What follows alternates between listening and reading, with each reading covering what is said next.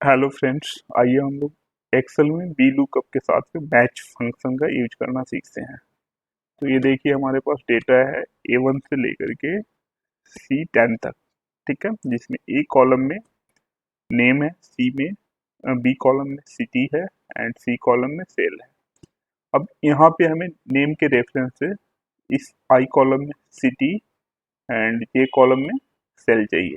ठीक है, तो आइए स्टार्ट करते हैं। Is equal to B lookup lookup value अपना ए हो जाएगा।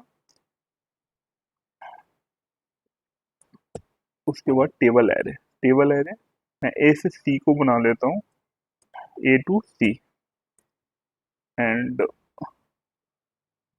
उसके बाद क्या है, कॉलम इंडेक्स नंबर की जगह पे मैं मैच फंक्शन का यूज कर रहा हूँ यहाँ पे। मैच मैच मैच को क्या चाहिए, लुकअप वैल्यू, तो लुकअप वैल्यू ए हो जाएगा।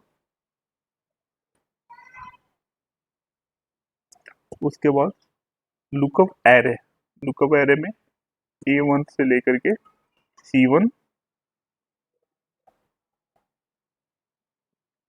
कॉमा, एग्जैक्ट पैच के लिए 0 का यूज करेंगे, bracket close and once exact match के लिए 0।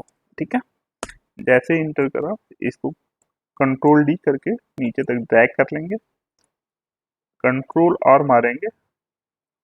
ये देखिए 1 टाइम्स में ही जैसे हमने यहाँ पे फॉर्मूला इंटर करा था I2 में, और उसको ड्रैग करके लेफ्ट डाउन एंड राइट में, और सारे में डेटा आ गया, सिटी और नेम आ गया।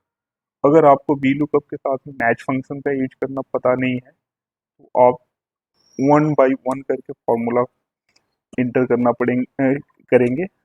जैसे वी लुकअप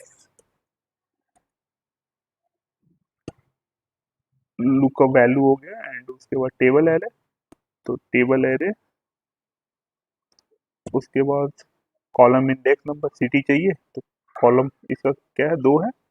उसके बाद एग्जैक्ट मैच के लिए 0 का यूज करेंगे, इंटर करा, ये देखिए यहाँ पे ये डेटा आया। फिर सेल चाहिए, सेल के लिए फिर से फॉर्मूला लिखना पड़ेगा।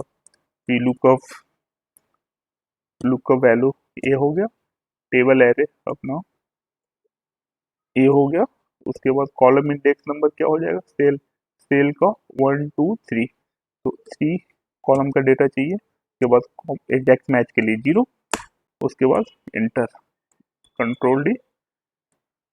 अगर आपको वी लुकअप के साथ में मैच फंक्शन का यूज करना पता नहीं है तो आप इस तरीके से 1 बाई 1 फॉर्मूला लिखेंगे और डेटा आपको मिल पाएगा।